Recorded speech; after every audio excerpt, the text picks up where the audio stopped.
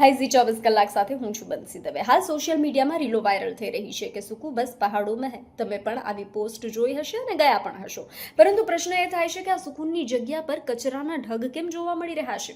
તો શું તમે ગંદકીમાં સુકૂન શોધવા જાઓ છો કે પછી તમે જઈને આવો પછી આવનારા પ્રવાસીઓ માટે તમે સુકૂનની જગ્યાએ ઉકેડો બનાવીને આવશો? હું નહીં આંકડા કહી રહ્યા છે। જી હા, ભારત હોય, નેપાળ હોય કે પછી સ્વિટ્ઝરલેન્ડ હોય, પહાડો હવે ફક્ત સુંદરતા માટે જ નહીં, કચરાના ઢેર માટે પણ જાણીતા થઈ ગયા છે। નેપાળ આર્મી અને યુનિલિવર નેપાળ દ્વારા કરવામાં આવેલા સફાઈ અભિયાનમાં એવરેસ્ટ અને આસપાસના કેમ્પમાંથી લગભગ 78,000 પાઉન્ડ એટલે કે 35 ટન કચરો દૂર કરવામાં આવ્યો હતો। ભારતના પર્યટન કેન્દ્ર હિમાચલના ફાગુ, મતિયાણા અને ખારા પથ્થરમાં તમને દરેક જગ્યાએ કચરાના ઢગલા જોવા મળશે। ઉત્તર પૂર્વના રાજ્યોની પણ આવી જ સ્થિતિ છે, જોકે સિક્કિમ આમાં અપવાદ છે।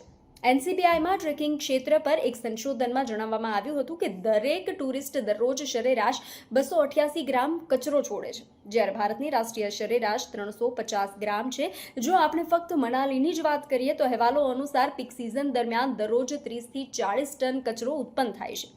હિમાલયના ક્ષેત્રમાં દર વર્ષે પ્રવાસીઓ દ્વારા 80 લાખ ટન સુધીનો કચરો થાય છે, જેમાંથી લાખો ટન ફક્ત ટ્રેક પર જ ઉત્પન્ન થાય છે અને પીક મહિનાઓ દરમિયાન મનાલી જેવા હોટ સ્પોટ્સમાં હજારો ટન કચરો ઉત્પન્ન થાય છે।